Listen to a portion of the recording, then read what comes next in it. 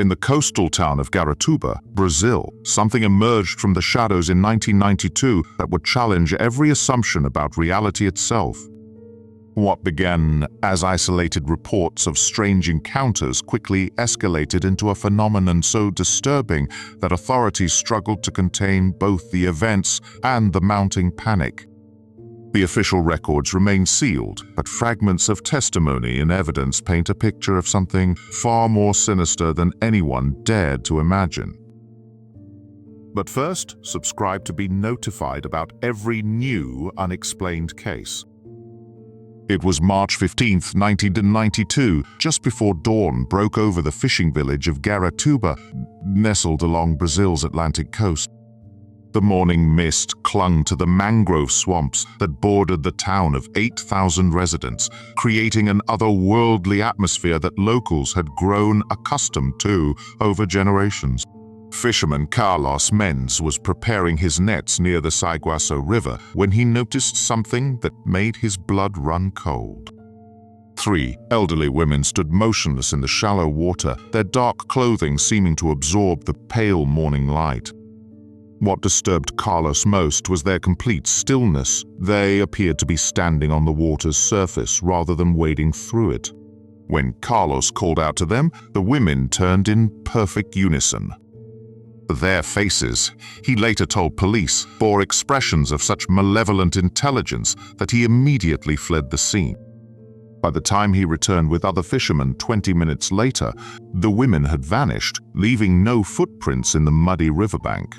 This encounter marked the beginning of what local authorities would later classify as the Guaratuba incident, though the full scope of the phenomenon would not become apparent for several more weeks.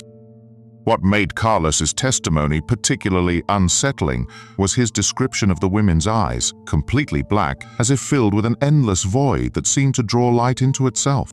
Over the following days, similar reports began filtering into the Guaratuba police station.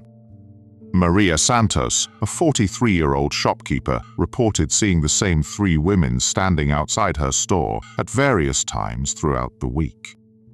Each time, they would remain perfectly still for hours, never speaking or moving before simply disappearing when no one was looking directly at them. The women appeared to be between 60 and 70 years old, dressed in tattered black garments that seemed to shift and flow despite the absence of any wind. Their hair hung in long, unkempt strands that partially obscured their faces, but witnesses consistently described those same bottomless black eyes that seemed to penetrate straight through to one's soul. What made these encounters particularly disturbing was the physical effect they had on those who witnessed them. Every person who reported seeing the women complained of severe headaches, nausea, and vivid nightmares for days afterward. Several witnesses described dreams where they found themselves walking through a vast underground chamber filled with the sound of whispered incantations in a language they couldn't identify. Local priest Father Antonio Ribeiro documented these accounts in his personal journal, noting that the affected individuals showed signs of what he could only describe as spiritual contamination. They became withdrawn, avoided sunlight, and spoke in hushed tones about feeling watched by unseen presences. The situation escalated dramatically on April 2nd when 10-year-old Lucas Ferreira disappeared while playing near the mangrove swamps. His mother, Elena, had sent him to collect firewood from the edge of the forest, a routine task he had performed countless times before. When he failed to return by evening, the entire community mobilized for a search. The search party discovered Lucas's abandoned bicycle at the exact spot where Carlos had first encountered the 3 women. More disturbing was what they found carved into the bark of nearby trees, symbols that appeared to be some form of ancient script, still bleeding fresh sap despite the symbols appearing weathered and old. Local historian Dr. Patricia Murrah was brought in to examine the markings. Her analysis revealed that the symbols bore striking similarities to pre-Columbian indigenous scripts, but contained elements that didn't match any known South American writing system. The symbols seemed to describe a ritual involving the calling forth of those who walk between worlds. Lucas was found 3 days later, wandering along the beach 15 miles from where he had disappeared. He had no memory of the intervening time, but his behavior had changed dramatically. The once energetic child now spoke in whispers and claimed he could see people who weren't there. Most disturbing was his insistence that the 3 women had shown him a place beneath the earth where the old ones wait for their time to return. Medical examination revealed that Lucas had suffered no physical harm, but psychological evaluation uncovered deeply troubling details about his experience. Under careful questioning, he provided a remarkably consistent description of his captors. The 3 women, he explained, were not entirely human. Up close, their skin appeared translucent, revealing a network of dark veins beneath the surface.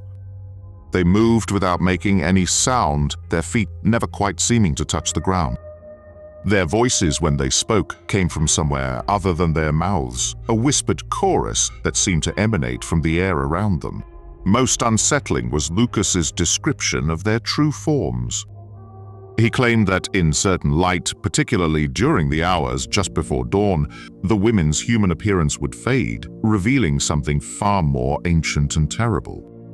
They became tall, elongated figures with limbs that bent at impossible angles, their faces transforming into hollow masks with those same void-like eyes. Lucas described being led through a series of underground passages that seemed to exist in multiple dimensions simultaneously. The walls were covered with the same symbols found on the trees, but these glowed with an inner light that hurt to look at directly. Throughout the journey, he heard the constant sound of chanting voices, though he never saw who was speaking. The investigation took an even more disturbing turn when authorities discovered that similar disappearances had been occurring in Guaratuba for over a century. Church records dating back to 1875 documented periodic vanishings, always involving children between the ages of 8 and 12, and always preceded by sightings of mysterious elderly women. Father Ribeiro's research uncovered a pattern that defied conventional explanation. The disappearances occurred in precise 21-year cycles, with exactly 3 children taken during each cycle. Lucas represented the 3rd disappearance of the current cycle, but unlike previous cases, he had been returned. Even more puzzling was the discovery that many of Guaratuba's oldest families possessed ancestral memories of the women. These oral traditions described them as guardians of an ancient pact, beings who maintained the boundary between the world of the living and something far more primordial that lay beneath.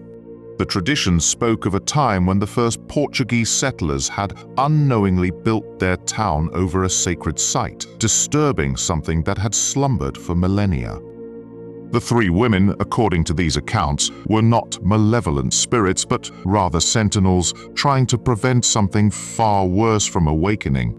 The final piece of the puzzle emerged when construction workers breaking ground for a new municipal building discovered a series of underground chambers directly beneath the town center. The chambers were clearly of pre-Columbian origin, but their construction techniques didn't match any known indigenous culture from the region. The walls were covered with the same symbols found on the trees, but here they formed elaborate murals depicting scenes of cosmic horror. The artwork showed beings descending from the stars, making contact with early human civilizations and establishing underground sanctuaries where they would wait for the proper celestial alignment to reclaim the surface world. At the center of the largest chamber stood a stone altar covered with a substance that defied analysis. The material appeared to be organic but showed no signs of decay despite its obvious age. More disturbing was its reaction to human presence. The substance would begin to pulse with a faint bioluminescence whenever someone approached. Dr. Mera's team documented everything they could before the site was abruptly sealed by federal authority.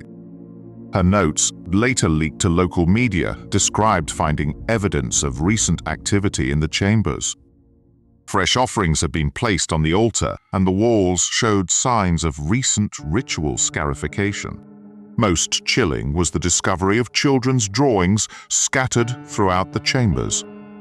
The artwork depicted scenes that matched Lucas's descriptions of his underground journey, but the paper and materials dated back decades. It appeared that every child taken over the past century had been brought to this same location. The investigation was officially closed in May of 1992, with authorities citing lack of evidence for any criminal activity. The underground chambers were filled with concrete, and all official records were classified under national security provisions. The three women have not been seen since Lucas's return, but local residents report that the town feels different now, as if some fundamental balance has been disturbed. Lucas Ferreira moved away from Guaratuba with his family shortly after the incident. Those who knew him reported that he never fully recovered from his experience, remaining withdrawn and speaking frequently of feeling watched by unseen presences. On his 18th birthday, he disappeared again, this time permanently, leaving behind only a note written in the same symbols found in the underground chambers. The true nature of what lies beneath Guaratuba remains unknown. Whether the three women were protecting the town from something worse, or whether their activities were part of a larger cosmic plan, may never be determined. What is certain is that the 21-year cycle continues, and the next occurrence is scheduled for 2013. Recent satellite imagery of the area shows unusual geological formations appearing in the sealed chambers, suggesting that whatever lies beneath continues to grow and change. The concrete barriers show signs of stress that cannot be explained by natural settling, and local seismologists have detected rhythmic vibrations emanating from deep underground. The residents of Guaratuba continue their daily lives, but many report an underlying sense of unease, as if they are living on borrowed time. The fishing boats now avoid the area where the women were first sighted, and parents keep their children away from the mangrove swamps, especially during the hours before dawn. What do you think really happened to Lucas during those missing 3 days, and what was the true purpose of the underground chambers? The mystery of Guaratuba's watchers continues to defy explanation, leaving us to wonder what other ancient secrets lie hidden beneath our modern world.